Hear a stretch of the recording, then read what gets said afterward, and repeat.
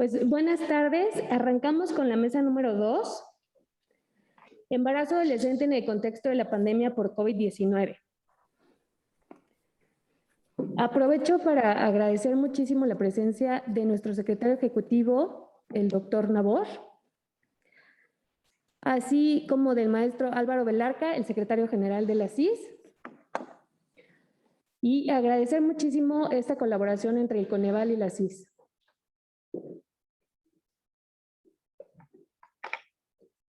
Ay. Bueno, esta mesa tiene la intención de hacer un diálogo sobre el embarazo adolescente. Les enviamos algunas preguntas que esperamos que nos puedan responder y vamos a iniciar con esta mesa. Tenemos la participación de Silvina Ramos. Voy a leer la semblanza de Silvina Ramos. Silvina Ramos es socióloga, cuenta con estudios de posgrado en investigación social y desde 1999 es investigadora titular en el área de salud, economía y sociedad del Centro de Estado de Sociedad de Argentina, donde ha desarrollado investigaciones con particular foco en la salud y los derechos sexuales y reproductivos. Asimismo, es miembro del Comité Consultivo del Instituto Nacional de Cáncer y del Comité Asesor de Investigaciones en Salud de la Organización Mundial de la Salud.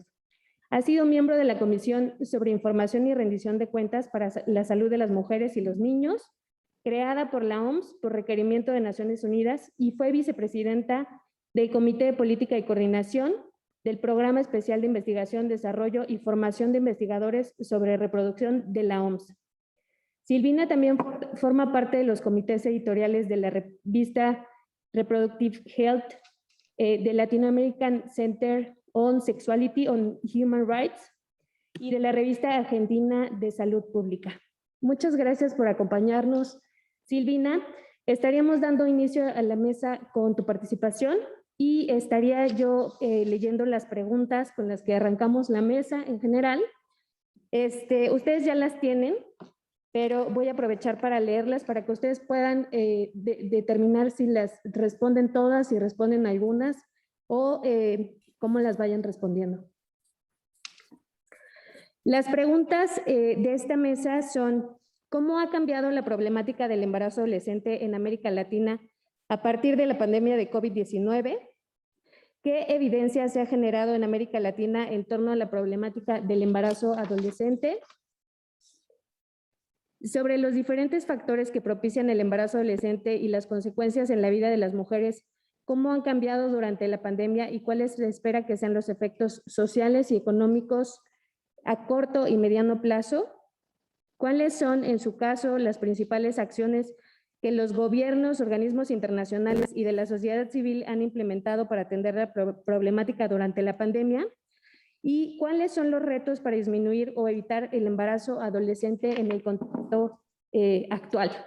En la mesa anterior ya vimos algunos puntos, se tocaron algunos de los temas respecto a esta problemática. Por ejemplo, María Antonieta nos platicaba que la UNFPA estima que 870,000 mexicanas dejarán de usar métodos anticonceptivos por medidas de confinamiento, que habrá afectaciones económicas que a su vez tienen efectos en el uso de anticonceptivos en las mujeres, lo cual evidentemente es un tema de interés para esta mesa, y que las desigualdades económicas que propician este aumento en las brechas entre grupos de población también son elementos que nos interesa resaltar en esta mesa de diálogo. Pues sin más, les agradezco mucho por esta participación en esta mesa de diálogo y le doy la palabra a Silvina Ramos. Adelante, Silvina. Gracias, muy buenas tardes a todos y a todas. Un placer para mí compartir este evento con ustedes. Les agradezco muchísimo la invitación y espero ser útil para la discusión que ustedes quieren llevar adelante en este evento. Voy a compartir en este momento mi presentación. Entiendo que la están viendo y pido por favor, Laura, si me puedes avisar unos minutos antes, 3 o 4 minutos antes de que termine mi plazo estipulado, así puedo ordenar mi presentación mejor.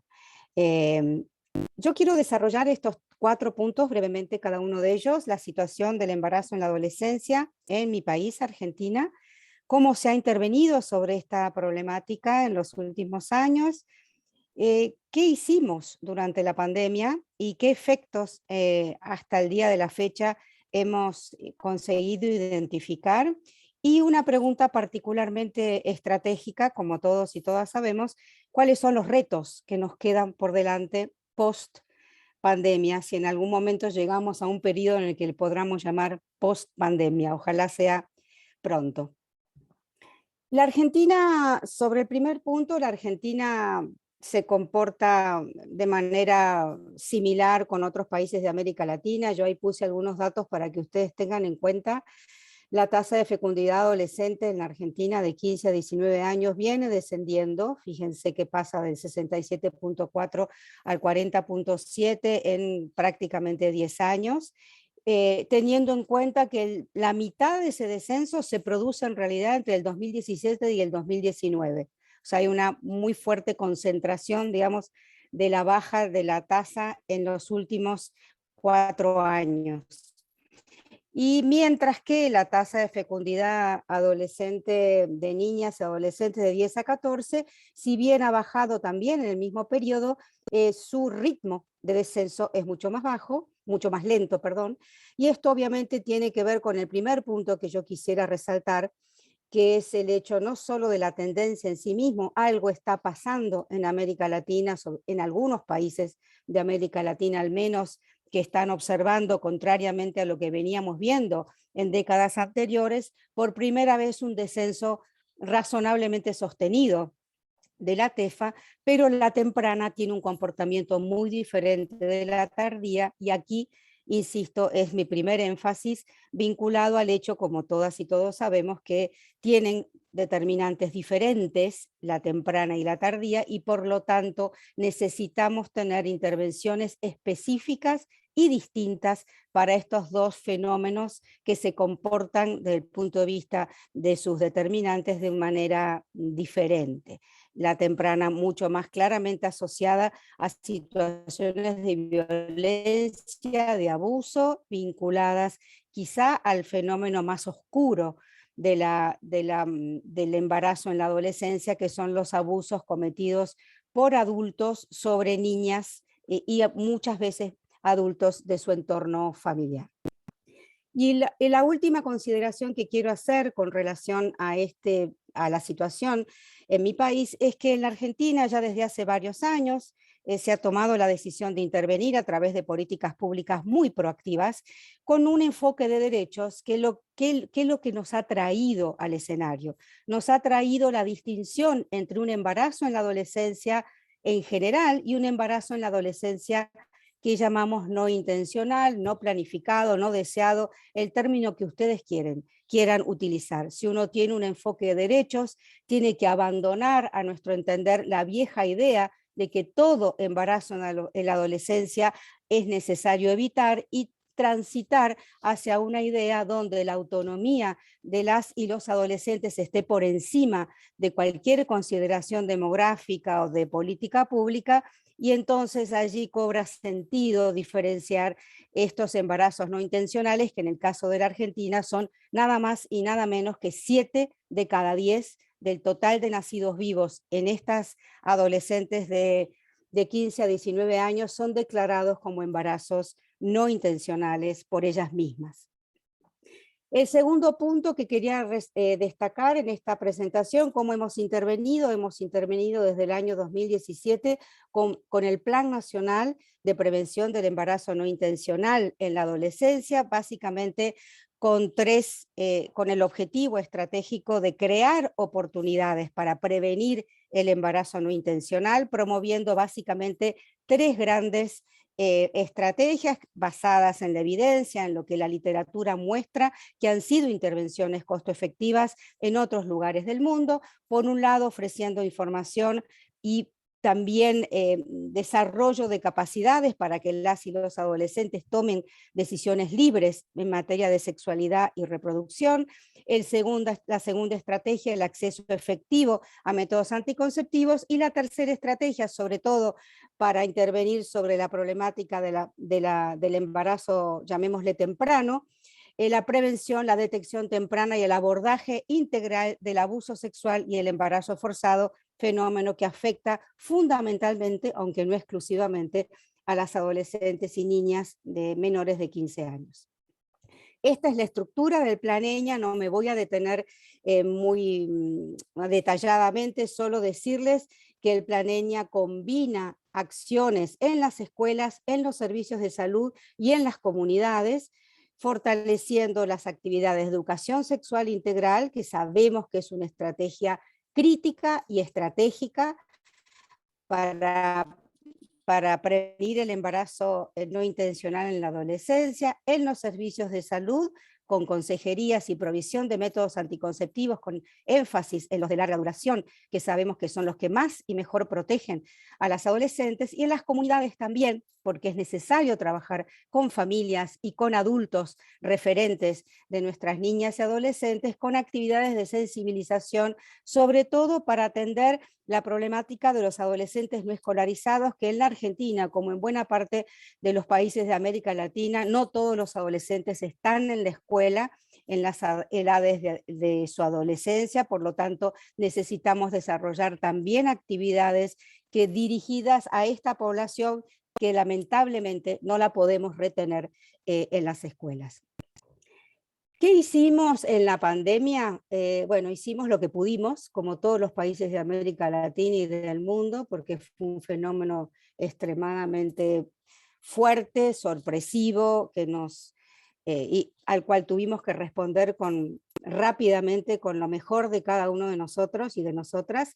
Y aquí yo hice un listado de lo que entiendo son las acciones, a mi entender, más importantes que se tomaron en la Argentina en el campo de la salud sexual y reproductiva para enfrentar lo que entendimos podían ser efectos muy negativos tanto de la pandemia como del aislamiento, porque convengamos que hay dos fenómenos que fueron juntos, ¿no? La pandemia por un lado, con todo lo que ya sabemos, pero también en lo que en Argentina se llamó el aislamiento social preventivo y obligatorio, que fue, y en todos los países de América Latina, con diferentes matices también existieron. Allí lo primero que se hizo en la Argentina fue declarar a las prestaciones en salud sexual y reproductiva como servicios esenciales, siguiendo las recomendaciones de la OMS y con un ejercicio de rectoría por parte del Ministerio de Salud de la Nación. Se incorporaron prestaciones virtuales a nuestro programa de cobertura y de pago por desempeño que la Argentina tiene desde hace varios años, innovando en eso fuertemente. En materia de acceso a la anticoncepción, lo que se hizo fue promover fuertemente el uso preventivo de la anticoncepción hormonal de emergencia, ofreciendo varias anticoncepción hormonal a las adolescentes y los adolescentes que se acercaban a los servicios. Hubo distribución domiciliaria de métodos anticonceptivos, al menos en algunas jurisdicciones, provisión de varios blisters de métodos anticonceptivos orales para tener cobertura durante varios meses. También desplegamos estrategias de comunicación para reorientar las acciones de los agentes del Plan EñA, dándole herramientas para que desarrollaran asesorías virtuales y también búsquedas activas de las y los adolescentes. Estrategias de comunicación para la comunidad vía redes sociales para promover cuidados y también el acceso a los servicios de salud, por ejemplo, ofreciéndole información a las y los adolescentes respecto de cuáles servicios estaban habilitados para que ellos pudieran acceder, porque no todos los servicios en el primer nivel de atención estaban 100% habilitados para cualquier prestación. Hubo una reconfiguración de la red asistencial en la Argentina y muchos de los servicios fueron abocados 100% a la atención de la pandemia, razón por lo cual había que ofrecerle a las y los adolescentes información respecto de a dónde podían ir a buscar métodos anticonceptivos o atender un embarazo no intencional con una interrupción voluntaria del embarazo. Eso fue lo que se intentó hacer también a través de las redes sociales. Inauguramos una nueva prestación, un nuevo dispositivo que fueron las asesorías en salud integral virtuales. Las teníamos antes en las escuelas y en las comunidades, como yo intenté comentarles recién, que son dos dispositivos centrales del Plan Eña, pero dado el cierre de las escuelas y la dificultad de desplazamiento que implicó el confinamiento de la población a sus hogares, lo que hicimos fue reconfigurar esas asesorías, transformarlas en asesorías virtuales y en estos próximos meses estamos inaugurando un nuevo dispositivo a pleno dentro del Plan Eña, con una plataforma que se llama Eña Virtual, donde hemos derivado muchas de las prestaciones antes presenciales a una modalidad virtual. Y por último, y no menos importante, y esto fue un enorme aprendizaje, transformamos con la mayor rapidez posible todas las capacitaciones que antes hacíamos a servicios de salud, a docentes y a equipos de trabajo en las comunidades que eran presenciales, a capacitaciones virtuales que hoy día siguen existiendo, por cierto, y que ahora voy a comentar, que creo que es una enorme apuesta a futuro que deberíamos aprovechar. Esto es a grandes rasgos las intervenciones que se desplegaron asociadas o vinculadas a la problemática de la prevención del embarazo no intencional en la Argentina, en el marco, insisto, de un momento extremadamente estresante, muchas de las veces traumático, para los servicios de salud y para la población. Sin duda, esto fue lo que pudimos concebir y poner en marcha en el marco de un contexto tan adverso como lo fue el 2020 y la pandemia y el confinamiento. ¿Qué tuvimos como efectos? Algunos negativos que allí están señalados. Tuvimos caída en las prestaciones del Plan Eña muy fuertes, como era de esperar. Allí están descriptas.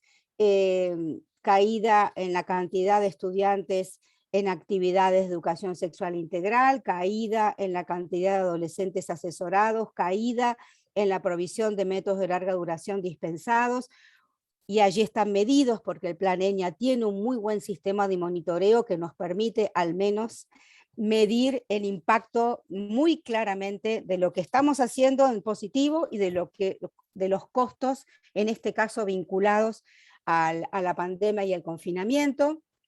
Tuvimos una enorme pérdida de actividades de educación sexual integral vinculadas al cierre de las escuelas durante muchos meses, y también un aumento que, si bien no está mensurado numéricamente, sabemos que ha habido un aumento importante de situaciones de violencia y de abuso sexual vinculadas precisamente al confinamiento de las familias en sus hogares durante un periodo importante de tiempo. No todo ha sido negativo, también uno puede identificar algunas buenas, nuevas prácticas, algunas de las cuales yo ya he mencionado, pero quisiera resaltar aquí el uso de las redes sociales y de los dispositivos de la telefonía celular para acercar las asesorías en salud integral a las y los adolescentes a través del chat de WhatsApp, por ejemplo, vinculando los asesores que antes los atendían en las escuelas, en las comunidades, ahora recibían las demandas y las consultas de las y los adolescentes a través del chat del WhatsApp en sus teléfonos. También se inauguró y se fortaleció el uso de la telemedicina para las consejerías en salud sexual y reproductiva, que no estaban instaladas como tales en la Argentina.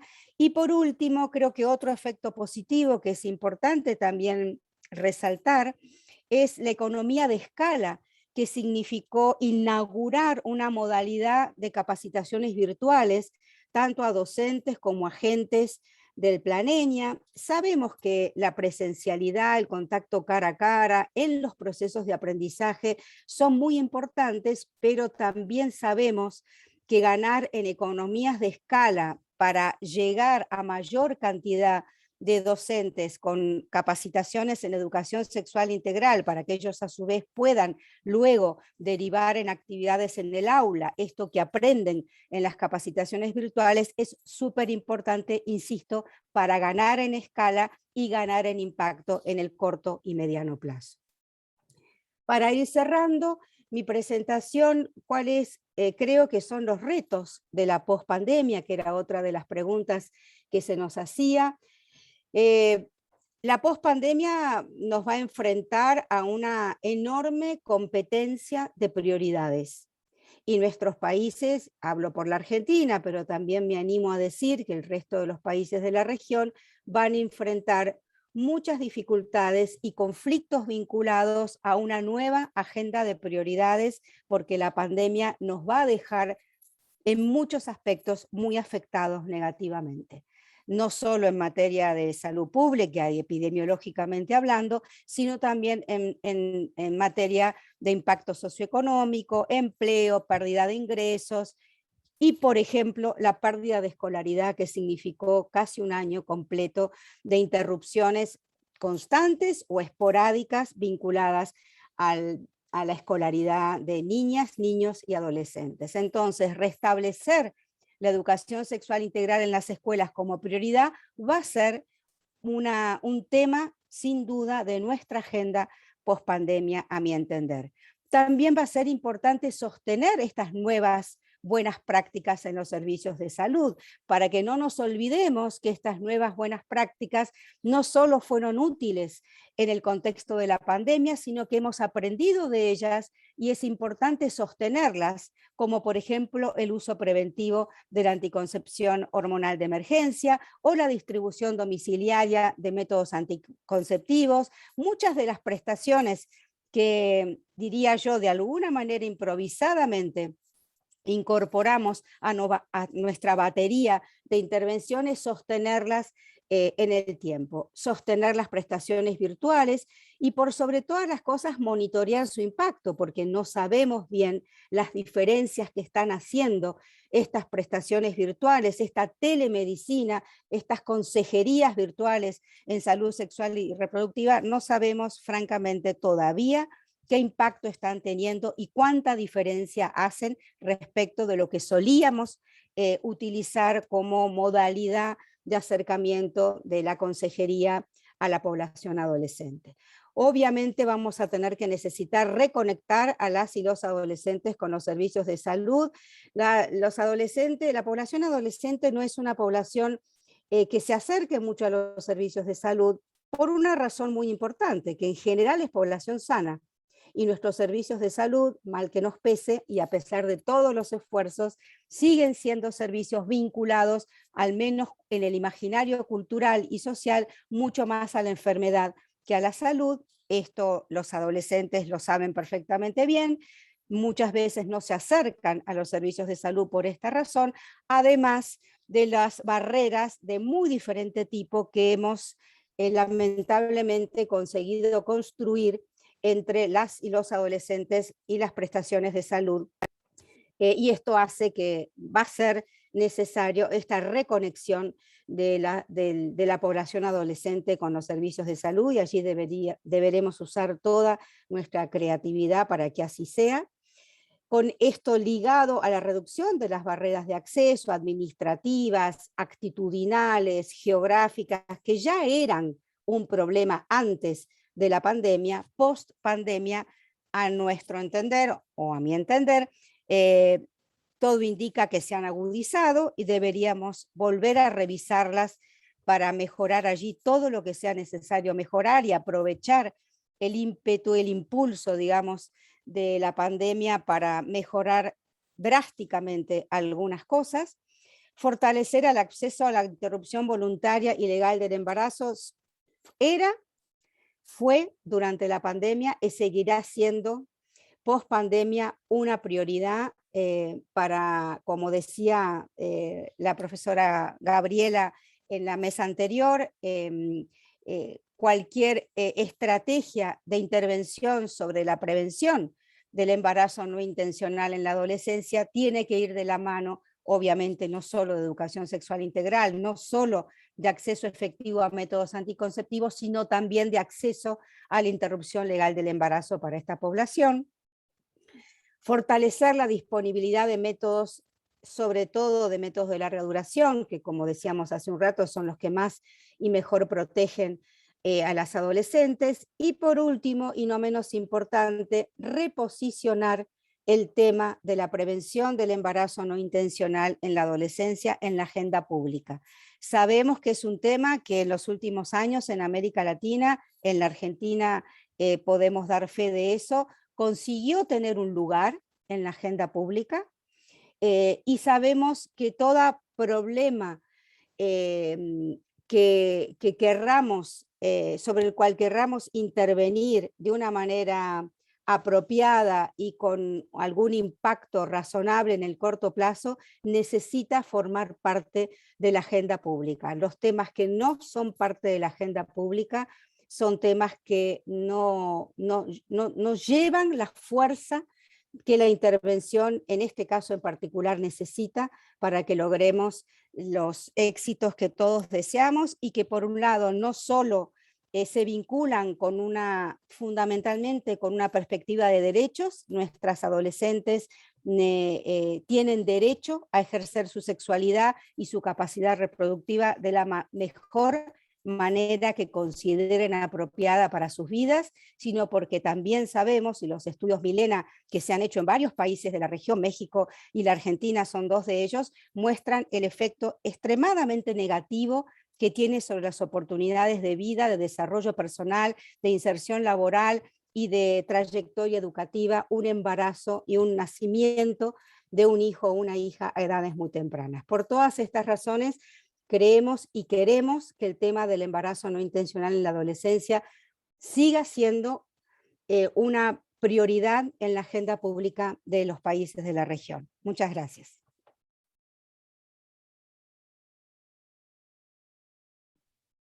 Muchas gracias, Silvina.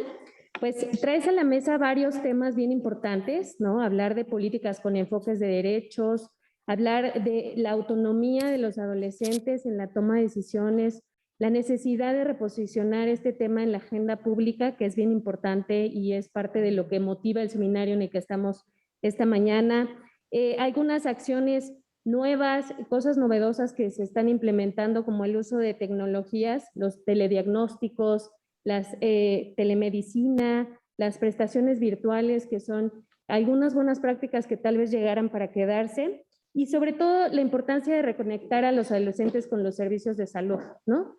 Son algunos de los temas que has tocado esta mañana y que la verdad es que seguiremos, le daremos seguimiento y lo seguiremos abordando a lo largo de esta mesa. Aprovecho para comentar a quienes nos acompañan en esta sesión que pueden mandarnos sus preguntas por el chat. Las estaremos recopilando y al final de las participaciones de nuestras panelistas se las haremos expresamente. Ahora vamos a dar paso a Guadalupe Fabiola, que nos acompaña de la Escuela Nacional de Trabajo Social. Fabiola, es licenciada en Trabajo Social por la Universidad Nacional Autónoma de México, maestra en demografía y doctora en estudios de población por el Colegio de México. Es profesora de carrera titular A de tiempo completo, definitiva, PRI-DC de la Escuela Nacional de Trabajo Social de la UNAM. Es miembro del Sistema Nacional de Investigadores nivel 1 del Consejo Nacional de Ciencia y Tecnología y ha coordinado proyectos de investigación financiados por la Fundación Gonzalo Río Arronte y por el Programa de Apoyo a Proyectos de Investigación e Innovación Tecnológica de la UNAM sobre temas de embarazo en la adolescencia y desastres. Fabiola, te agradecemos mucho por acompañarnos y te cedo la palabra en este momento. Muchas gracias. Voy a proceder a compartir mi pantalla. Ya se ve ahí, ¿verdad? Les agradezco mucho la invitación. Les saludo con mucho gusto a las panelistas y a las personas que están hoy en día acompañándonos. A ver, voy a empezar. Permítanme tantito porque empecé al final.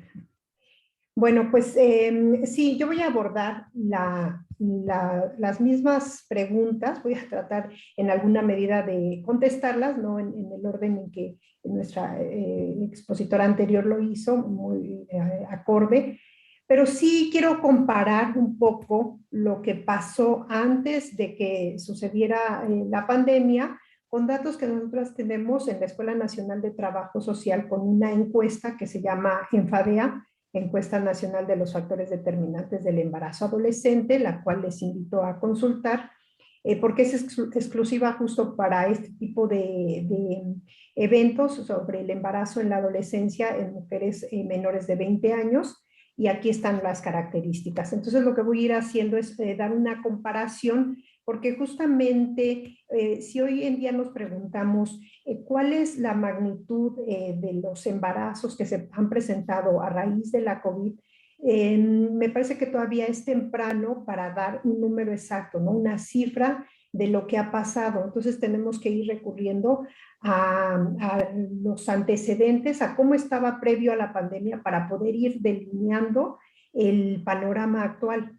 Entonces, en cuanto a factores determinantes del embarazo en la adolescencia, podríamos hablar de varios. Yo me voy a enfocar en estos 6 y en algunos voy a ir hablando con más detenimiento y en otros mucho más rápido. Por ejemplo, en la cuestión de la educación, pues con este cierre masivo de actividades que se ha tenido de las instituciones educativas, se ha perdido oportunidades para dar y recibir educación sexual cara a cara. Tenemos que tener en cuenta que desde antes de la pandemia ya los profesores y profesoras no siempre daban estos temas en la primaria y en la secundaria, a pesar de ser parte de la currícula. Muchas veces estas pláticas las reciben por parte del personal de centros de salud, pero estos iban directo a las escuelas. Entonces, me parece que no se dio este tipo de situaciones de seguimiento ya una vez en la pandemia. También tenemos la situación de que hay personas, chicos, chicas, que desertan de las clases de manera cotidiana, pero que se vio todavía mayor la afectación en la pandemia. Y además la escuela es importante porque el poder asistir a la escuela no solamente es ir a recibir conocimientos e información sobre educación sexual, sino también proporciona modelos alternos a los tradicionales en torno a qué se puede hacer más allá de la maternidad y la unión conyugal. Nos muestra mujeres insertas en el ámbito laboral, con las cuales muchas veces, sobre todo las adolescentes, pueden platicar y ver escenarios alternos, ¿no?, de lo que podrían hacer en su vida.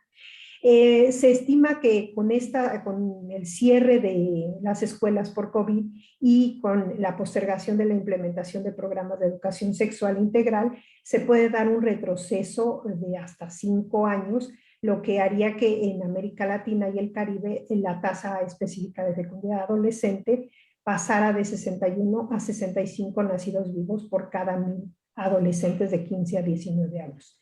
Entonces estamos hablando de escenarios fuertes que nos muestran que no es tan fácil, ¿no? Porque además aquí les presento una gráfica, señalé en un cuadro para México, y vemos cómo si bien las clases a distancia en las primarias y secundarias continuaron otorgándose, hay estudios que nos muestran que sobre todo en escuelas privadas sí se llegó a dar clases virtuales y videoconferencias, ¿no?, donde el profesor estaba de manera sincrónica con sus alumnos. No así en las escuelas primarias, donde esto llegó a un 10%.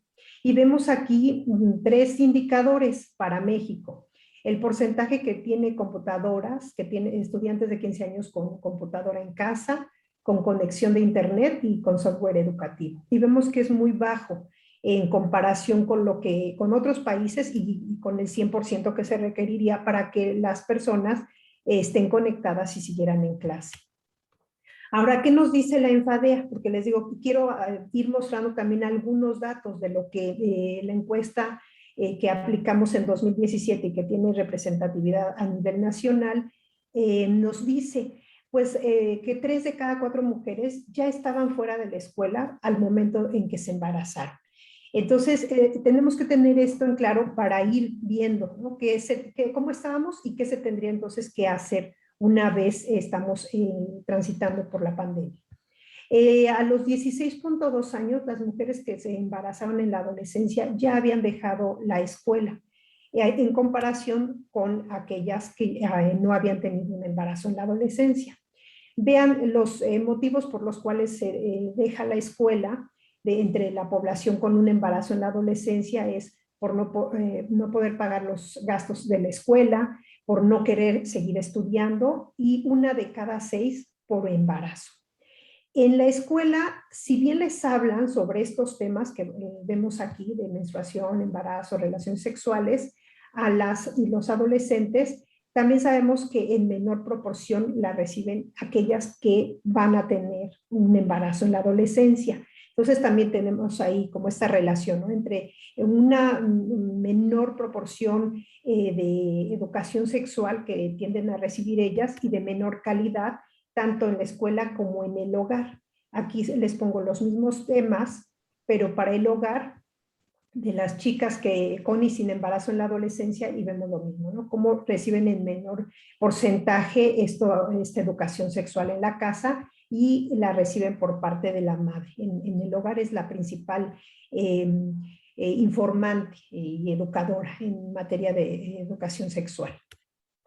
Ahora, en cuanto a violencia de género, ya los estudios nos dicen que por medidas de confinamiento, las niñas y las adolescentes están mayormente expuestas a violencia sexual y abuso por parte de algún familiar, y justo la escuela muchas veces proveía esos espacios de escape, al menos momentáneo, para poder estar menos tiempo, ¿no?, junto a alguien que les podría hacer daño. Vean, la ENFADEA también nos muestra en 2017 que en mayor porcentaje las mujeres con un embarazo en la adolescencia tanto sufrieron violencia, como por ejemplo que les tocaran alguna parte íntima, que esto en mayor medida lo hizo el tío, el primo, el hermano, como que la forzaran a tener relaciones sexuales dentro de casa, y esto fue por parte de primo, de algún padrastro, de algún tío. No quiere decir que las adolescentes que no tuvieron un embarazo, que no tuvieron el embarazo en la adolescencia no lo vivieran, pero vemos cómo es en mayor porcentaje. Estos son los factores que nos van delimitando, nos van mostrando cómo este es un fenómeno complejo que no fácilmente podemos atacar desde una sola línea.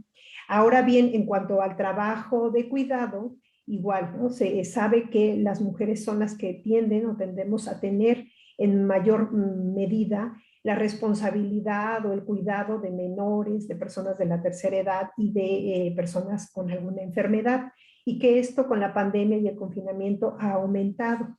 Antes de la pandemia, con la ENFADEA, registramos que la segunda actividad a la que se dedicaban las chicas en su tiempo libre, antes de tener un embarazo en la adolescencia, era el trabajo doméstico.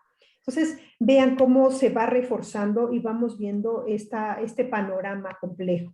En salud, ahora bien, se sabe que muchas veces los recursos se asignan a cuestiones de respuesta, en este caso hacia la COVID. Y se deja de destinar recursos a salud sexual y reproductiva, que esto también implica reducción en el número de controles prenatales, en el número de atención de partos en centros de salud atendidos por personal calificado, por el temor de las mujeres muchas veces a asistir a estos centros por miedo a enfermarse, a adquirir a contagiarse por la enfermedad. También se restringe el acceso a servicios de orientación y planificación familiar, muchas veces el personal de salud y la infraestructura es reasignada a temas prioritarios, ¿no?, considerados prioritarios, y entonces estos servicios de salud sexual y reproductiva quedan de lado. En cuanto a métodos anticonceptivos, se estima que un 20% se va a incrementar las limitaciones que las adolescentes tengan para poder acceder a estos. También se sabe que tanto en el sector privado como en el público existen dificultades para mantener el abastecimiento de estos métodos por discontinuidad de los servicios, porque se disminuye el número de consultas, y lo privado, porque las farmacias muchas veces no pueden vender estos métodos anticonceptivos debido a la reducción de los ingresos en los hogares. Entonces se estima que si el confinamiento se extendiera más de un año, esto tendría una regresión de hasta 30 años en cuanto a necesidades insatisfechas de planificación familiar, que es lo que estamos viendo hoy en día, ¿no? Por eso les digo, son aspectos que estamos delineando, pero que se va a ver en los próximos años, se va a poder cuantificar, me parece, con exactitud, cuáles son los costos que hemos tenido y que se va a ver reflejado tanto en el número de embarazos no planificados como de nacimientos en mujeres de estas edades. Bueno, ¿qué sabemos? ¿Qué es lo que CONAPO nos dice? El Consejo Nacional de Población basado en estadísticas vitales. En 2015 calculó que se dieron 870 nacimientos anuales de mujeres de 15 a 19 años. Y para 2020, ya con pandemia, tuvimos 8.835 nacimientos anuales. Ahora bien, con niñas y adolescentes menores de 15 años, de 10 a 14 años, la razón de fecundidad forzada, le llaman, fue de 1.58 nacimientos para 2015 y de 1.63 para 2020. O sea, en vez de disminuir, aumentó.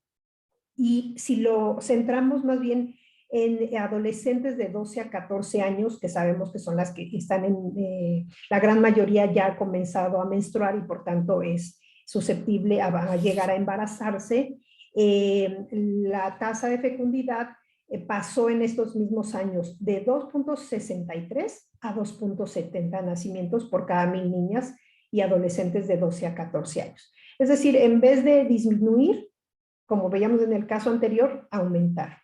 Esto pudiera también deberse, nos dice CONAPO, pudiera deberse a una mejor captación de la información. Eso también tendríamos que estarlo teniendo en consideración. Y en un estudio que hace en CONAPO, que se publica a finales del año pasado, en noviembre, hacen estimaciones, y eso es otra cosa que tenemos que tener presente, porque sí nos han preguntado, bueno, ¿cuántos casos hay? ¿Dónde se ha dado? ¿En qué estados de la República? ¿En qué población? Lo que podemos decir es, comparando, viendo cómo han sido las tendencias, es como podemos dar la respuesta, pero realmente todavía se está proyectando. Como tal, yo creo que apenas los datos empezarían a dar con estadísticas vitales para que pudiéramos decir las cifras exactas. Entonces, ellas, las compañeras de CONAPO que hacen estas estimaciones, muestran para 2020, 2021 y 2022 escenarios de cómo podríamos esperar en esta primera gráfica sobre necesidades insatisfechas de anticoncepción. La naranja sería previo a COVID, como se hubiera esperado que sucediera en estos años y en los años siguientes hasta 2025, y ya con la COVID, que sería la guinda, cómo se estaría comportando en primera gráfica necesidades insatisfechas de anticoncepción, y ellas estiman que en 2020 pudiera haber habido una baja, es un escenario, no quiere decir que sea el único, que pudiera haber habido una baja en las necesidades insatisfechas porque estarían las adolescentes recluidas en sus hogares con miedo de salir y por tanto no tendrían tantas relaciones, ¿no?, al exterior con sus parejas. Pero una vez ya que se ha relajado el confinamiento, sobre todo en 2021 y 2022, veríamos el efecto contrario, ¿no?, de incremento de necesidades insatisfechas. Para los primeros 2 años, 2020-2021, estiman un excedente, permítanme, de 3.136 nacimientos de adolescentes de 15 a 19 años no esperados, no planificados, sobre los que ya se esperaría. O sea, no quiere decir que solamente esto, sino sobre una base que sería la naranja sin COVID, ¿cuántos más esperarían dado esta situación de reclusión y de pandemia? Y en un periodo más amplio, 2020 a 2025, estaríamos viendo un excedente de 11.079 nacimientos para este periodo. Entonces, sí estamos con una preocupación porque finalmente para la Agenda 2030 y para las metas que tenemos en la Estrategia Nacional sobre Prevención del Embarazo en la Adolescencia, pues estamos lejos, ¿no?, de lograrlo, porque además realmente son pocos los años ya que tenemos por delante. ¿Qué se propone, entre muchas otras intervenciones que se pueden realizar para prevenir embarazo en la adolescencia?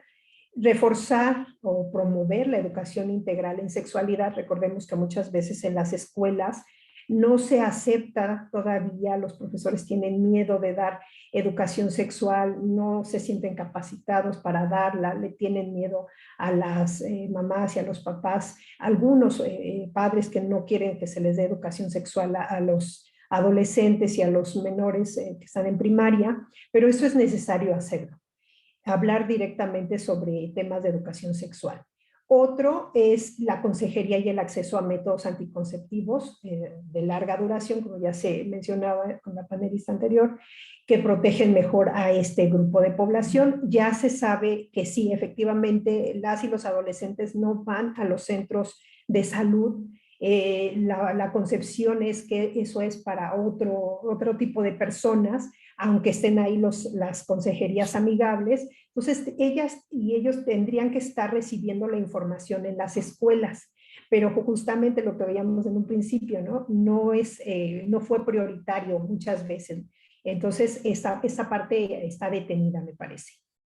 Y por último, yo estaría pensando en el abordaje de embarazos en menores de 15 años, darle prioridad, primero para buscar que se elimine la violencia sexual en niñas y adolescentes, que sea una prioridad el acceso a la interrupción legal del embarazo, que haya medidas de protección integral para las niñas abusadas y con embarazos forzados, y que se dé una justicia para reparación civil y la persecución del delito penal sobre estos temas, porque me parece que ahí también está mucho de esta situación. Nosotros hicimos con la Enfadea también investigación de tipo cualitativa, no solo la encuesta.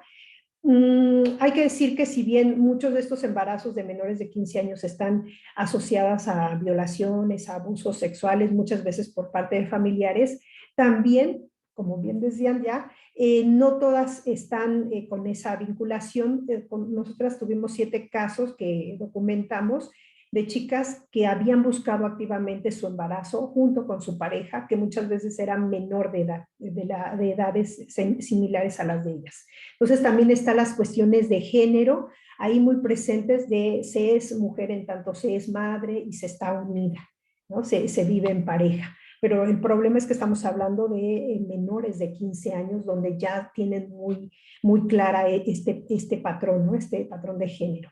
Y bueno, pues dejo ahí en la mesa estas situaciones.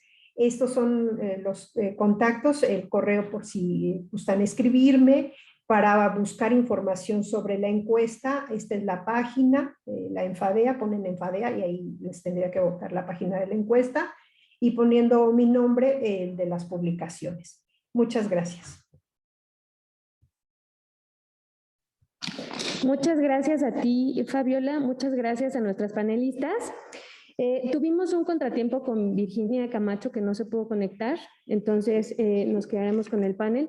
Y aprovecho para dar paso a las preguntas. Tenemos una participación muy importante de quienes nos acompañan en esta mesa. Leeré las preguntas que nos lanzaron para Silvina, si te parece bien, y te doy la palabra, Silvina, y después haré lo mismo con Fabiola. Las preguntas son, en comparación con lo expuesto anteriormente, que es el caso en México en la mesa 1, ¿qué diferencias importantes identificas en esta problemática con respecto a lo que sucede en Argentina? Aunque también ha disminuido, ¿tienen identificados grupos sociales en particular donde ocurre el embarazo en adolescentes de 14 años o menos? En relación con el uso de la telemedicina para consejería, ¿cuáles consideras que fueron los principales retos para su implementación y éxito en Argentina? Y en función de eso, ¿qué recomendaciones podrías dar para su implementación en México? ¿Cómo se comporta el problema del embarazo en niñas menores de 14 años en Argentina en términos de su tendencia, causas y consecuencias? Y por otro lado, ¿ves la posibilidad de que estrategias desarrolladas durante la pandemia, como las asesorías vía WhatsApp, permanezcan como estrategia después de la pandemia? ¿Existe alguna evaluación o monitoreo del impacto de dicha estrategia? Y finalmente, aunque también ha disminuido, no, esta ya la leí, discúlpenme. Esas son todas las preguntas para ti, Silvina. Adelante.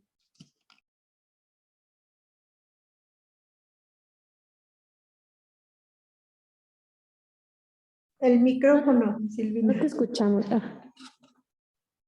Digo, a pesar de que tomé nota de las preguntas en el chat, te voy a pedir ayuda porque son muchas y no quiero desestimar ninguna curiosidad de colegas, compañeros y compañeras que han puesto sus inquietudes en el chat. La primera pregunta vinculada a esta comparación entre México y Argentina, bueno, siempre es difícil comparar países, cada país tiene su idiosincrasia. Creo que, y yo no me animo tanto a evaluar en términos comparativos la situación de México y de Argentina, pero sí quiero aportar algunas ideas. Uno cuando mira, cuando compara, uno podría comparar la problemática y comparar qué es lo que están haciendo los países frente al problema. Son dos comparaciones diferentes. En términos del problema, yo creo, hasta donde yo conozco la situación de México, tuve la oportunidad de colaborar con la ENAPEA hace un par de años, prepandemia, no, y también durante la pandemia. Ahora, uno le parece que los tiempos cambiaron, ¿no? Cuando con la pandemia uno tiene otras nociones del tiempo.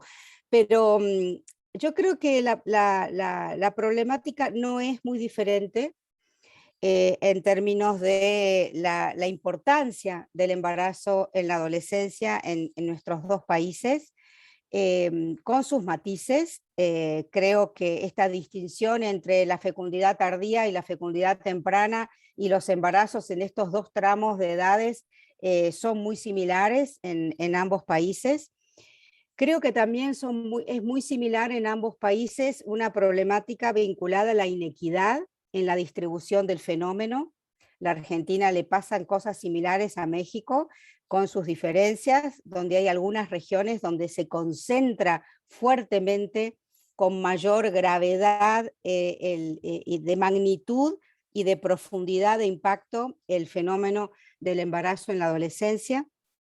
También comparten ambos países la problemática de ser países federales, en el sentido de tener dificultad de implementar políticas en todas las jurisdicciones del país, porque las entidades federativas en el caso de México y las provincias en el caso de la Argentina, en muchos aspectos son soberanas para definir sus propias políticas sectoriales, y entonces un lineamiento de política pública que emane del gobierno federal a veces no es de la misma manera adoptado, por decirlo muy rápidamente, en cada uno de los lugares del país. Las voluntades políticas se juegan ahí de manera muy, a veces dramática, y eso a la Argentina, y creo que por lo que conozco de México, también le coloca una dificultad adicional para sostener una política pública equitativa e igualitaria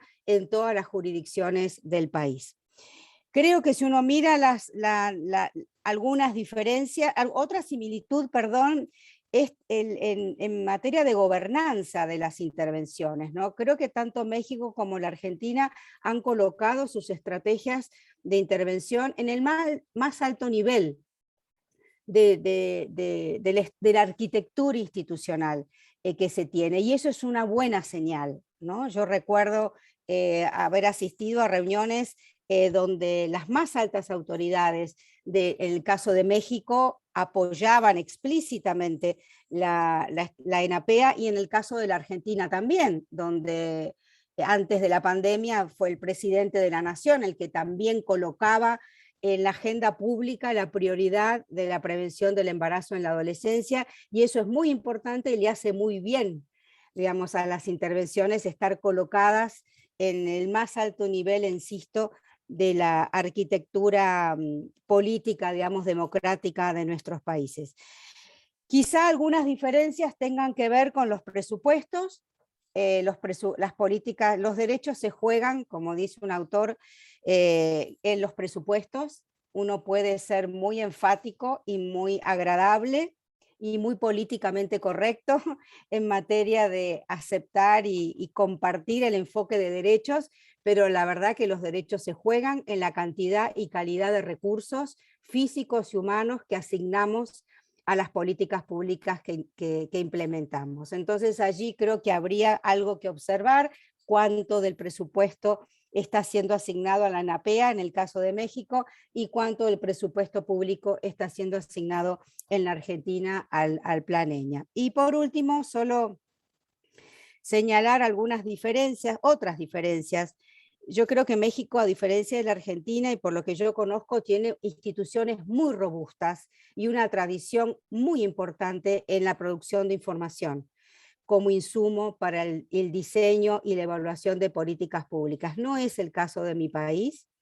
Y eso hace una diferencia a favor de México muy importante. Yo recién escuchaba a la colega con la encuesta de la Enfadea y muchos otros recursos que sé que existen en México, que son instrumentos valiosísimos para orientar con una sintonía más fina, diría yo, la política pública, porque en este tipo de políticas la brocha, ¿no? El pincel grueso ya no sirve y necesitamos pinceles muy finos para atender problemáticas que son muy diversas en términos geográficos, en términos culturales, en términos sociales, en términos políticos, y para eso la información sin duda es un recurso extraordinariamente potente que deberíamos utilizar, y ahí México creo que corre con muchas ventajas comparativamente con la Argentina.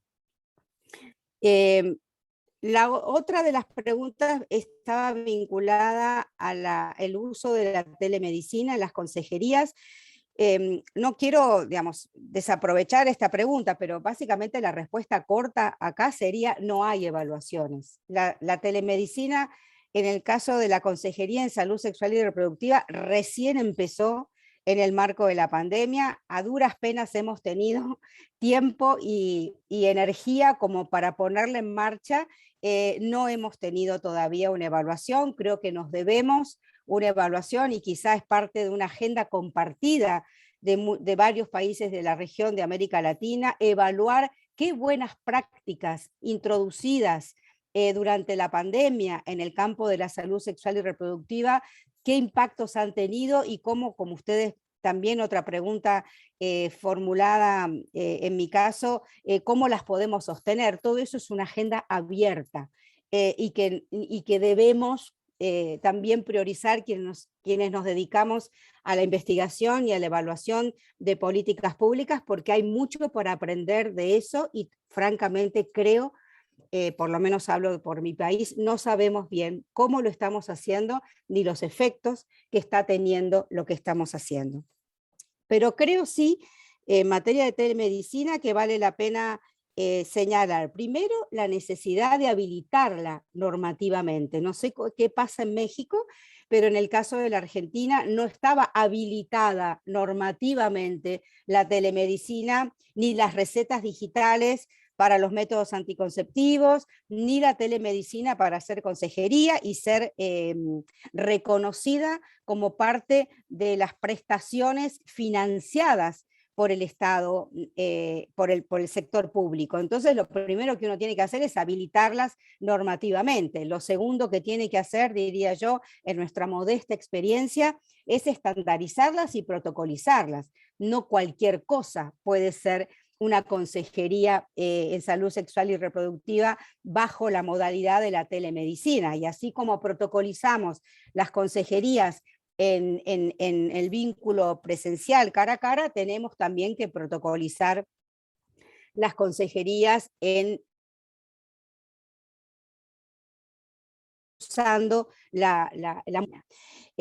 otra de las preguntas estaba vinculada a los aprendizajes en materia de intervenciones para las menores de 15 años, y allí yo diría que, como decimos en mi país, ese es el hueso más duro de roer, ¿no? la problemática del embarazo no intencional en las menores de 15 es el núcleo más duro de la prevención del embarazo no intencional en la adolescencia. Primero porque sus causas son distintas y allí nos enfrentamos a un sinnúmero, digamos, a determinantes de extrema complejidad que tienen que ver no solo con los patrones del patriarcado, como decía mi colega, los vínculos de dominación de género de varones sobre mujeres, sino también los vínculos de dominación y de tutelaje de los adultos y adultas para con los niños y niñas. Y este segundo aspecto es particularmente complejo, como todos sabemos, porque vivimos en sociedades y en culturas donde todavía el interés superior de la niña y del niño no se reconoce suficientemente, no solo por los agentes del Estado, sino también, tampoco, mejor dicho, por las familias y por las comunidades, por los adultos referentes, maestras, maestros, profesores, tías, tíos, abuelos, abuelas, padres y madres. Y allí hay un enorme trabajo por delante para hacer, por eso muchas de quienes trabajamos en este campo estamos intentando pensar intervenciones a nivel de la comunidad, a nivel de las familias, porque no nos bastan exclusivamente las intervenciones en las escuelas y en los servicios de salud, porque hay mucho del mundo de lo adulto que tiene que ser redefinido, tanto en términos normativos como en sus aspectos culturales. Y para cerrar esta pregunta, yo diría que allí hay también distintas puertas de entrada. Está la entrada de la prevención del abuso, que tiene todas las complejidades que muy sintéticamente acabo de señalar. Cómo uno previene el abuso en un niño y una niña. Lo previene dándole herramientas a esa niña y ese niño para que sepa y conozca las situaciones de abuso, qué significan, y para que su no sea un no, y para cuando si sufre esas situaciones pueda acudir rápidamente a otro adulto de referencia que lo pueda ayudar, pensando que muchas veces estas situaciones de abuso se dan en el seno de la familia con la complicidad de muchos de los integrantes de la familia. Entonces allí la familia deja de ser un factor de protección, como lo solíamos entender, y pasa a ser un factor de riesgo para todas estas niñas y niños. La segunda, y con esto termino, segunda y tercera, la tercera intervención tiene que ver con una detección temprana del abuso. El abuso es un fenómeno que se repite, no es un fenómeno esporádico, es un fenómeno que se repite en la vida de niñas. Entonces la detección temprana juega un papel estratégico, y ahí las maestras y los maestros y los pediatras o los médicos en los servicios de salud están llamados a cumplir una función estratégica en la detección temprana. Y por último, una vez que se sucede el fenómeno y se detecta, un abordaje integral que tiene que ver con el abuso, con la salud física, la salud psíquica, la interrupción del embarazo en el caso que la niña así lo considere, porque ese es un embarazo forzado. Y otro aspecto que está frecuentemente, a mi entender, subestimado, diría yo, es el acceso a la justicia. Mientras en nuestros países no consigamos castigar a los abusadores como corresponde según nuestros marcos normativos, también va a ser muy difícil cambiar la relación de fuerzas entre los abusadores y las niñas y niños. No creo que la cultura punitiva sea el único instrumento, pero sí estoy segura que sin castigo a los abusadores va a ser muy difícil transitar un cambio en el paradigma cultural que nos vincula al abuso y el embarazo forzado. Perdón, pero creo que es hora de darle lugar a mi colega y traté de responder lo mejor que pude a las preguntas que se me hicieron, y muchas gracias por darme esa oportunidad. Muchas gracias a ti, Silvina. Tenemos ahora algunas preguntas para Fabiola. Son, tomando en cuenta tu experiencia en el levantamiento de la Enfadea, ¿puedes platicarnos un poco más sobre el proceso para identificar y acercarse a los adolescentes? Algunas estrategias implementadas en la capacitación y en el desarrollo del levantamiento. ¿Qué aspectos de la problemática bajo el contexto de pandemia consideras que son necesarios investigar con miras a una política para revertir el incremento en la tasa de fecundidad adolescente que se estima para México? Adelante, Fabiola. Sí, muchas gracias por las preguntas. Les platico un poco sobre la Enfadea.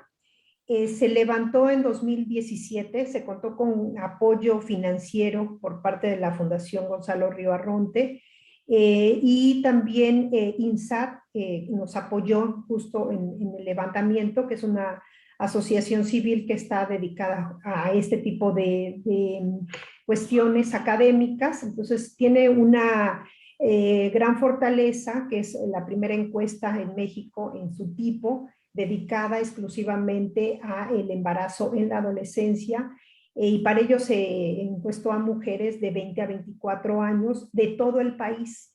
Tiene un muestreo que es representativo, entonces se determinó a qué estados de la República, a qué municipios, a qué localidades urbanas y rurales se tenía que visitar y cuál debía de ser el número de población que se tenía que encuestar para que entonces se lograra esa representatividad. En ese sentido, invito a que la utilicen. Hay un libro digital sobre el tema que ya trae toda la información desglosada con indicadores muy fáciles de revisar, y también hay infografías al respecto, y como les decía, ahí está en la página en donde van a encontrar mi nombre completo, en el ResearchGate, ahí la pueden bajar el libro digital. Sobre la pregunta de cómo se logró identificar a estas chicas, justo porque es aleatorio, es una encuesta representativa, no se les buscó de manera intencional, ¿no? O sea, no se fue, por ejemplo, de repente proponían, pues vayámonos afuera de las escuelas o afuera de los antros y ahí las encuestamos. No, justamente para mantener esa representatividad es que se fue y se tocó determinado número de puertas en un número aleatorio donde nos decían, bueno, qué tipo de hogares se tenía que visitar, y sobre esos hogares, cuál era el hogar en el que se tenía que tocar a la puerta para preguntar, hacer una encuesta de hogar, y con ello determinar si había o no una mujer de 20 a 24 años elegible para aplicarle la encuesta, la segunda encuesta, que era de mujeres, y además si ella quería, ¿no?, darle la entrevista. Y si no estaba esa mujer, bueno, simplemente se concluía el cuestionario de hogar y se continuaba, no a la puerta de al lado, no a la casa de al lado, sino a la que el número aleatorio nos indicaba que tenía que ser la que se tenía que tocar. Entonces, esto hizo que se levantara una encuesta mucho más amplia de hogares para concluir con 3.380 mujeres encuestadas a nivel nacional, que ellas están representando a casi 5 millones de mujeres de estas edades. Entonces, por eso es que se logró esa representatividad, pero eso requiere a su vez un gasto o una inversión fuerte de capital que pudimos lograr gracias a Río Arronte. Y en la capacitación, lo que hicimos fue que fueran mujeres encuestadoras, o sea, no hubo varones, eran todas mujeres, para justamente poder entablar ese rapport, esa empatía, y que se pudieran tocar los temas de manera mucho más fácil. Se llevaba entre 1 hora y 20 minutos el aplicar toda la batería. Y ustedes también se preguntarán, bueno, ¿por qué si es sobre embarazo en la adolescencia se les aplicó a mujeres de 20 a 24 años? Otra vez volvemos a la cuestión de la temporalidad, porque así ya teníamos la certeza de que todas ya habían concluido la adolescencia, que no iban a estar embarazadas después de que se les levantara la encuesta, ¿no? Ya podíamos determinar qué porcentaje sí tuvo un embarazo en la adolescencia y qué porcentaje no lo tuvo.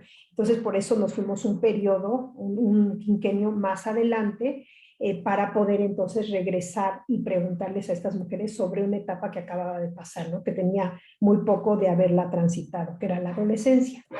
En ese sentido, también, ¿qué temas vimos, qué temas consideramos una vez revisada la ENFADEA, revisados los distintos temas que fuimos viendo sobre violencia, sobre pareja, sobre métodos, sobre uso, conocimiento, percepciones de género, un sinfín, ¿no? De que si eran solteras, casadas, que si se habían unido con la pareja, toda esta cuestión. Son 3 temas los que yo les invitaría a que se revisara de cara a política pública, ahora con pandemia, pero que desde antes ya estaban ahí puestos en la mesa.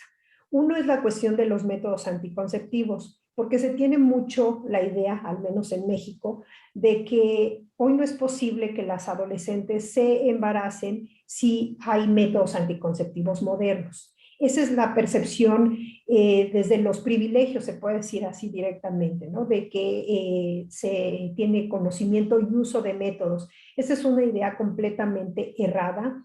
Hicimos un segundo estudio ya enfocado sobre estos temas, métodos, pareja y género, y vamos a ver que en métodos anticonceptivos la gran mayoría de las mujeres y de los hombres que tuvieron un embarazo antes de los 20 años tuvieron escaso conocimiento sobre métodos. Sí tuvieron alguna plática en la escuela, muchas veces no les hablaron nada o muy poco en su casa sobre sexualidad, sobre métodos, fue muy escaso en la casa y muy poco en la escuela. Y además cuando les hablaban también sentían pena, no querían preguntar, la burla, ¿no? El bullying de parte de los compañeros, toda esta cuestión está ahí. O sea, tal vez los ambientes no son los más propicios, quizá para hablar de sexualidad se tendría que hablar en ambientes mixtos, sí, de hombres y mujeres, pero en donde las bancas se pueden colocar de otra manera, donde está el acceso libre, ¿no? A los libros, a los anticonceptivos para poder tocarlos, para poder platicar en grupos más reducidos, que de repente, por ejemplo, pueden tener algunas organizaciones privadas, como MEXFAM, por ejemplo, que sí proveen de estos ambientes. Entonces, sobre métodos anticonceptivos tendríamos que estar pensando que partir de que no conocen o conocen poco y lo que conocen es repetitivo y muy asociado métodos también a la idea de que son médicos. O sea, cuando los métodos y las pláticas sobre sexualidad las asocian las y los adolescentes con que son cuestiones médicas. Es el médico, es la trabajadora social o enfermera que nos viene a hablar sobre cuestiones muy lejanas, que yo ya sé, pero que no sé, ¿no? O sea, que las sé porque las he oído, siempre me las están diciendo, pero a la vez no sé utilizar bien, ¿no? O sea, no he abierto un anticonceptivo, un condón, no lo he tocado, no me lo he puesto, no lo he ensayado en un pepino, en las manos, no lo he tocado. Entonces, al momento de tener la relación sexual, se sabe que se tiene que tener, muchas veces sí la tienen con un condón, que es lo que más usan si es que lo llegan a tener, pero muy rápido pierden esa continuidad, ¿no? Ese uso cotidiano de métodos anticonceptivos se pierde cuando ya se tiene una pareja estable. Viene la cuestión de la confianza, del creer que porque no les ha pasado nada, porque no tiene infecciones a simple vista, no van a tener una infección. Y en la cuestión del embarazo en la adolescencia lo ven como, bueno, si nos queremos, si hay confianza, ¿por qué no pensar en una vida en pareja? Entonces también entran las cuestiones de género y de pareja. En estas entrevistas que hicimos en este segundo proyecto que está en marcha, no siempre, pero sí hay hombres y mujeres que reportan que él quería ya quedarse con la chica, ¿no? Entonces, una manera de afianzar la unión de pareja es embarazarla. Y lo dicen tanto hombres como mujeres, ¿no? Yo creo que él me embarazó, o él de plano sí dice, yo ya quería, yo me sentía muy celoso, yo quería ya que ella estuviera conmigo, y el embarazo fue la manera. Los parientes, si bien tampoco es como un tema tan común, pero también decir que la familia muchas veces promueve, y son cuestiones, volvemos a lo de género, promueve el embarazo, la unión temprana. El último caso, y con esto cerraría, el último caso de la entrevista que me dio un chico, decía, es que le dijimos a mi suegra que estábamos embarazados en una fiesta, y ella saltó de felicidad diciendo voy a ser abuela, cuando la chica tenía 17 años. Y dijimos, híjole, y ahora era broma. Entonces la suegra meses después le dice, pues ahora me cumple. Y sí, cuando ya finalmente se llega el embarazo, entonces le avisan que ya están embarazados y acuerdan que en esa semana él va a ir a vivir ya con ella, con la chica. Entonces está este vínculo indisoluble de embarazo, unión, o al revés, de unión e inmediatamente la concepción. Esta situación que sí se tiene que estudiar y conocer y entender, porque hasta que no las podamos entender, no vamos a poder decirles, miren, tal vez sí pueden vivir una vida en pareja, pero planifiquen. Coincido completamente con el enfoque de derechos sexuales de que las personas, a pesar de ser menores de 20 años, ya tienen la posibilidad de elegir su futuro y hacer elecciones acertadas. Pero sí insisto, ¿no? Que hay una imbricación entre estos dos fenómenos de la maternidad, embarazo, maternidad y conyugalidad. Y bueno, pues les agradezco mucho sus preguntas. Muchas gracias. Muchas gracias. Pues agradecemos mucho las preguntas que nos han mandado en el chat. Yo creo que estas dos últimas preguntas, que son para ambas, ya las han tocado de manera general, pero no quise dejar de hacerlas y aprovechar para que nos den su mensaje de cierre de esta mesa. Son las dos últimas preguntas, están dirigidas a ambas. Y la primera dice, ¿cuáles aspectos del embarazo adolescente consideran que es necesario investigar o conocer con mayor profundidad con la finalidad de generar políticas públicas efectivas para combatir la problemática? Y la segunda es, ¿qué acciones se implementan para apoyar a las madres adolescentes matriculadas en secundaria y preparatoria? ¿Cómo garantizar la inclusión educativa de las madres adolescentes? Estas son nuestras últimas preguntas y, insisto, aprovecharía para pedirles un mensaje de cierre. Adelante, Silvina.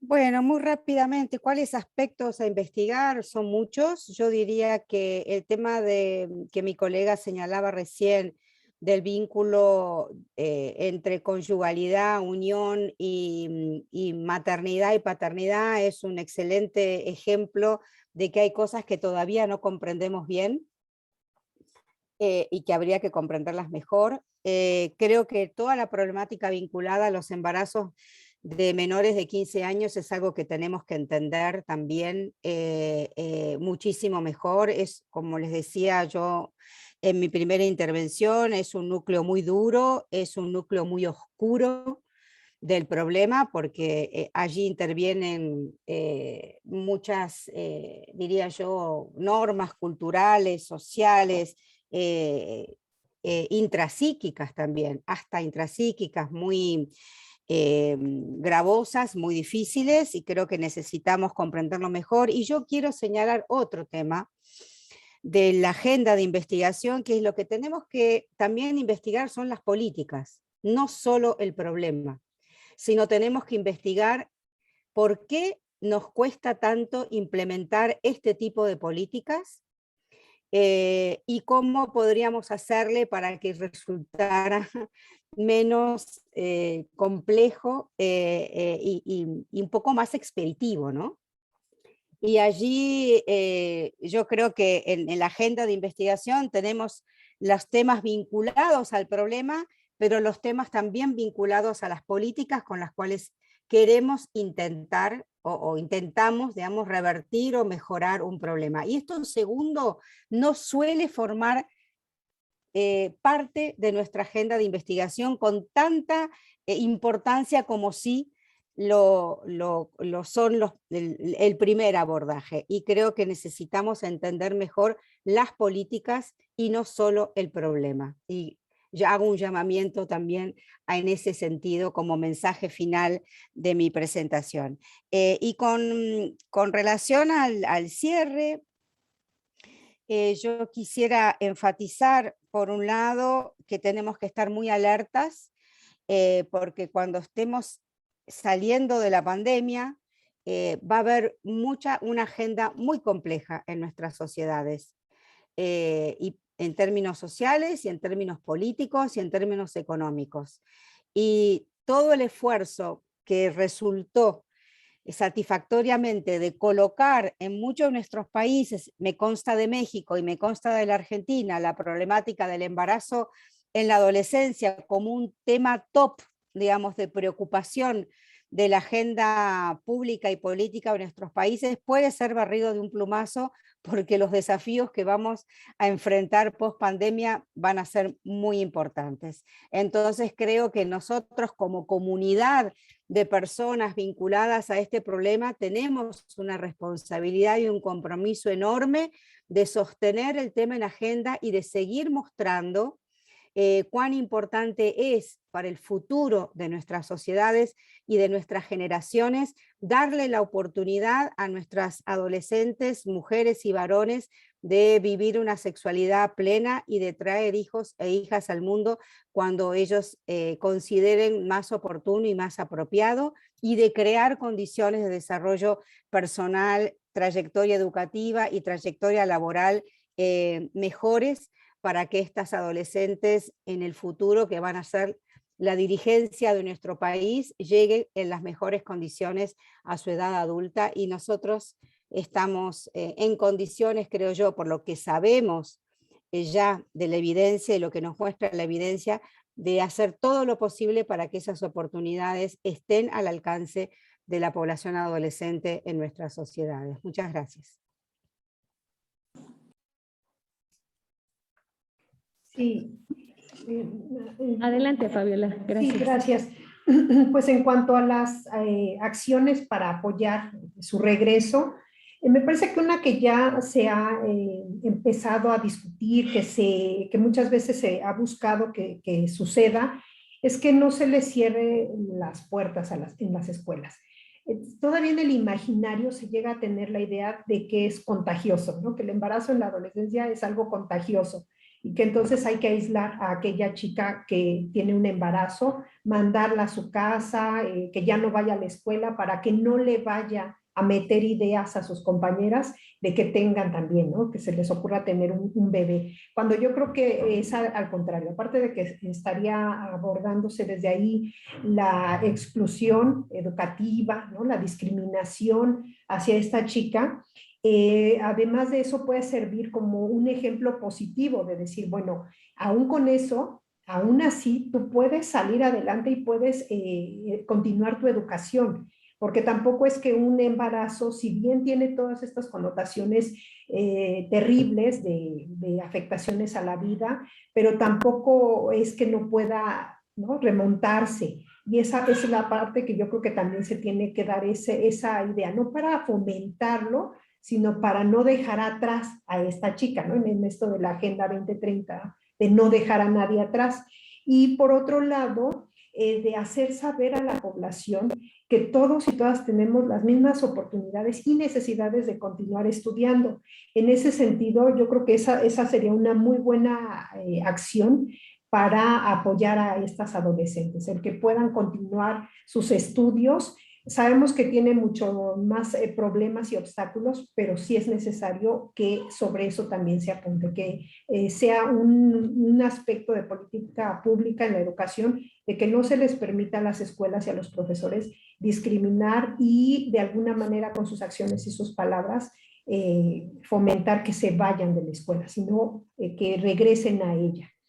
Y en cuanto a qué más se puede investigar, un tema más que yo diría, además de los que ya se mencionaron, es investigar con ellos, con las y los adolescentes, porque muchas veces nuestras propuestas, por muy de buena voluntad, con mucho estudio académico y todo lo que se haga, pero están pensadas desde una postura androcéntrica.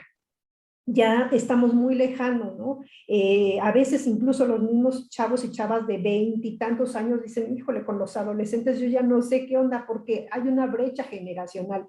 Imagínense, nosotros pues ya sería siglos generacionales, ¿no? A pesar de estar en el mismo universo, tiempo, espacio. Entonces, qué es necesario que ellos y ellas requieren saber, conocer, tener. Eso nos lo tienen que decir. Con sus tecnologías, con sus redes sociales. Me parece, por ejemplo, retomo y ya con esto estaría cerrando, el WhatsApp, ¿no? También estas aplicaciones que se pueden bajar en el celular o directamente el WhatsApp, que ya es una aplicación que se tiene y que puedan acceder a consejería en tiempo real, donde les puedan decir, mira, no, eso que tú estás creyendo de que como tuviste relaciones sexuales sin protección, pero la luna estaba en rosa, no te va a pasar nada, sí te va a pasar y tienes que hacer esto y esto para evitar un embarazo no planeado, ¿no? Entonces, ese tipo de situaciones son las que se tendrían que estar pensando, desde las y los adolescentes, y sí retomar redes sociales y aplicaciones digitales, porque efectivamente me parece que hacia allá también podemos transitar y ya hay en México igual algunas propuestas sobre este tema que han sido exitosas y que sobre eso se tiene que continuar.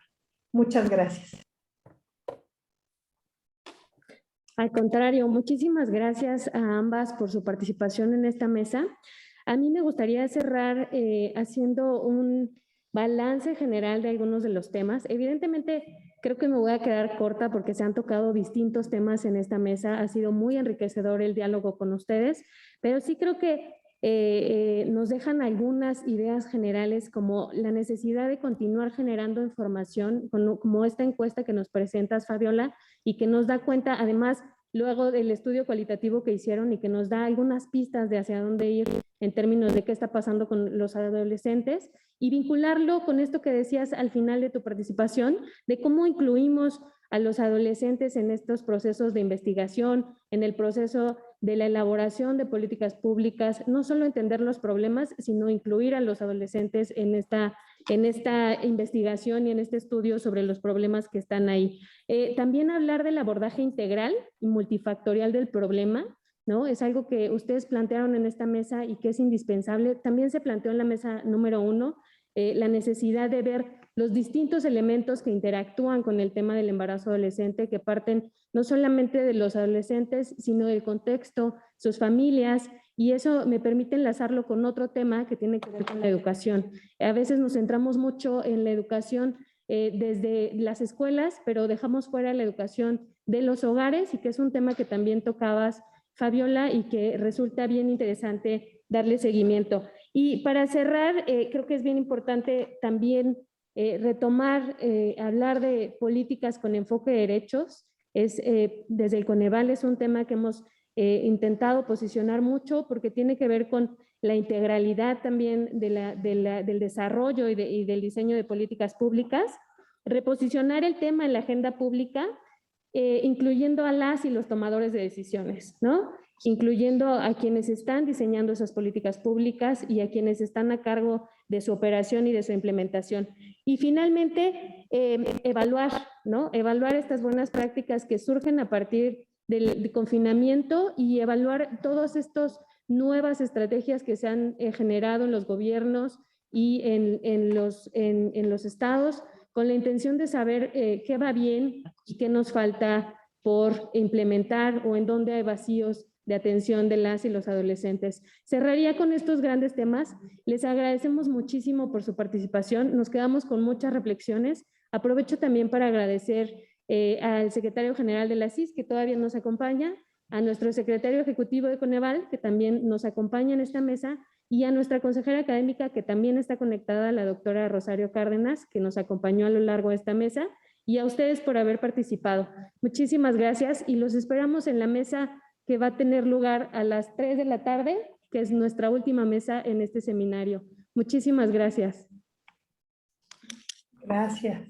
Gracias.